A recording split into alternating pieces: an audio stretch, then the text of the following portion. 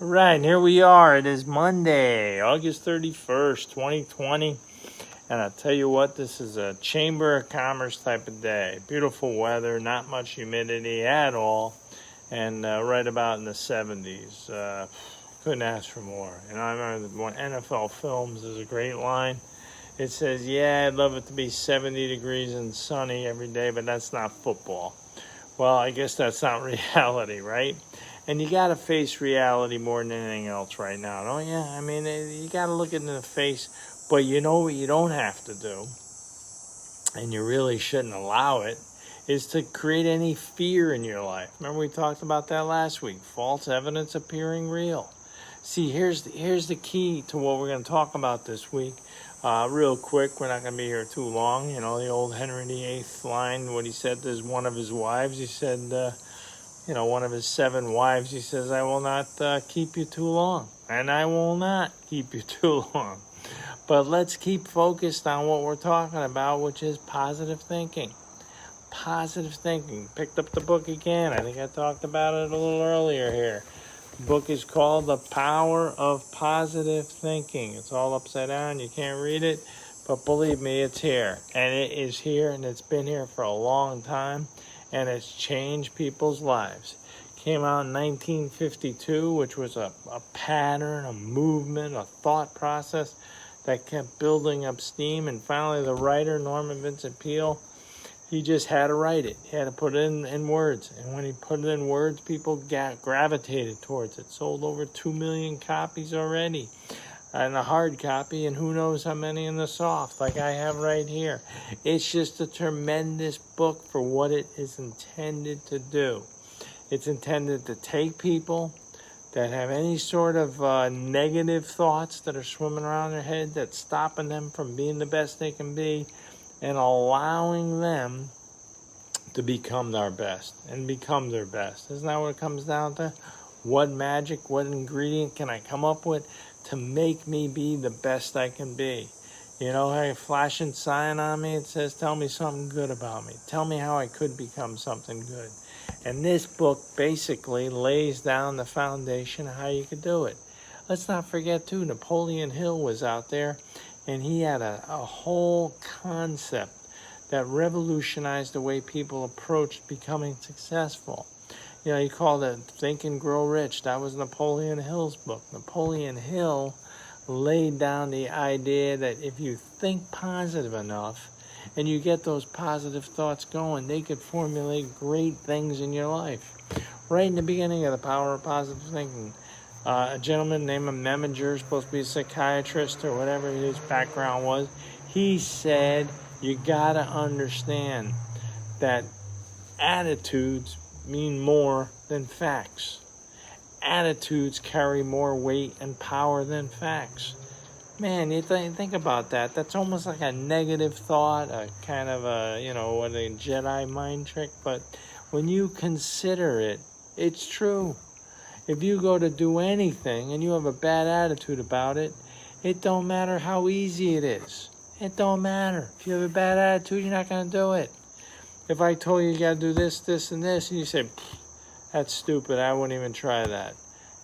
All of a sudden, right there, even though I showed you it was real simple, and you could do it, and I knew you could do it, and any moron can do it, if you will, and you don't do it, that means your attitude defeated the fact that it was easy. Well, let's look at that in a very positive sense. If you have something really tough that you got to deal with, if you have a can-do attitude, and that's another positive thinker's mentality, and that's another positive thinking's quote right there, can-do attitude.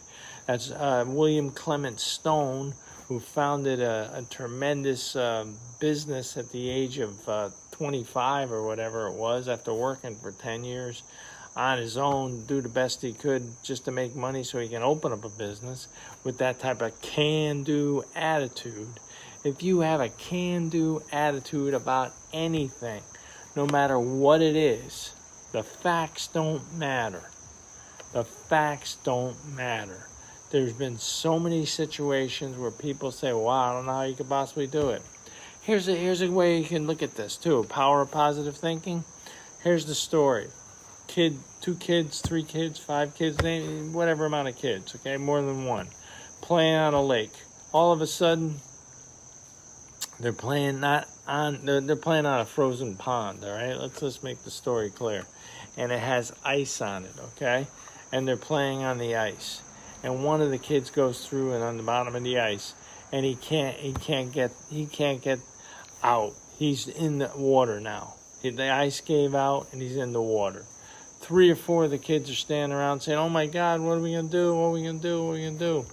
One kid picks up a stick and just starts hammering away at the ice. Hammering and hammering and hammering away at the ice. What happens? He breaks through the ice.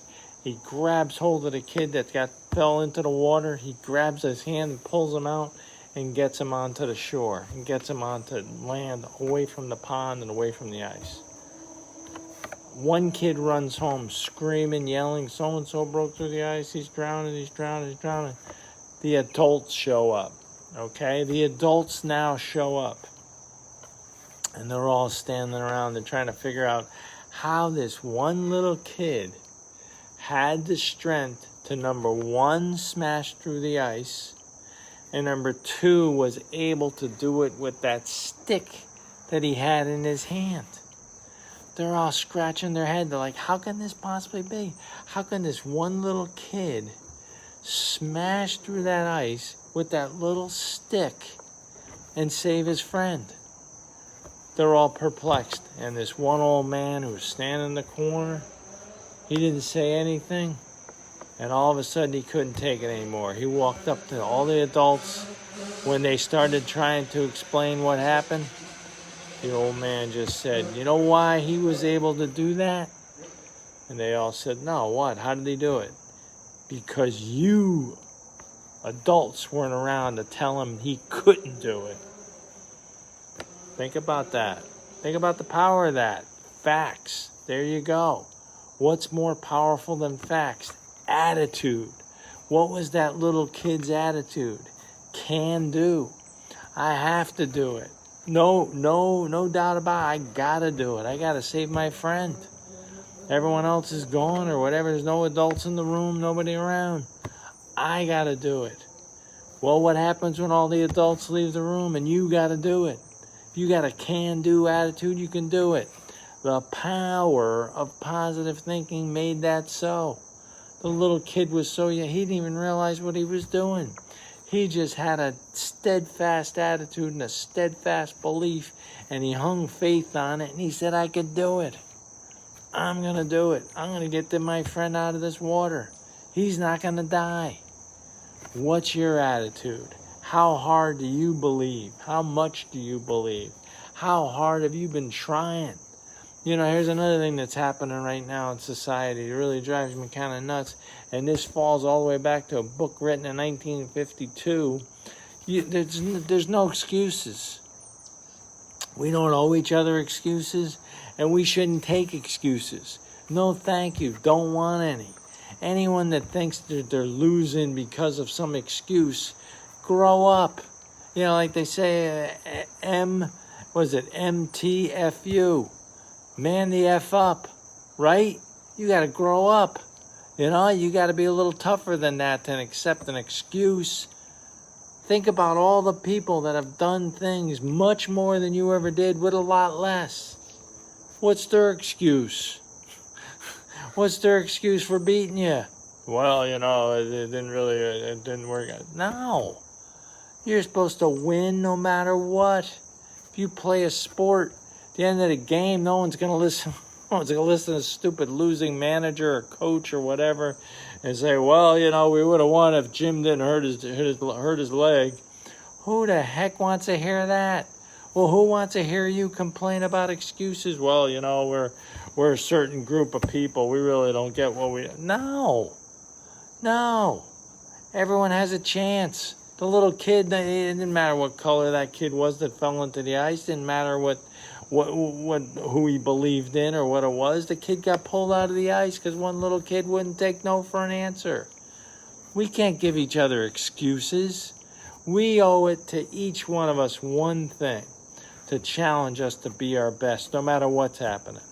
And that's where I'm going to leave you off today. The power of positive thinking dictates and tells you that if you think and you believe you can do something, you could do it. It also, and then we'll leave it on this, it also melts the facts when it comes to your attitude. Norman Vincent Peale believed in God, okay? He said, if this guy is with me, who's against me? Keep that. I could do all things if he's with me. There's no doubt about it. He strengthens me. Well, that's the dimension we need today. We need to know that he's with us. We need to know that great things can happen. We need to know him. We just don't have to think about him. We have to know it. Keep yourself positive. Keep yourself strong. Check out the YouTube channel, Spinato Spin. You get a lot out of it. There's a lot more new things being posted up there as we've decided to go remotely instead of in the studio, but we're still building the library. This one was about the power of positive thinking. And I want you to think as positive as you can about anyone around you and anyone that you can help, along with yourself. Have a great day, everybody. Take care. Bye-bye now.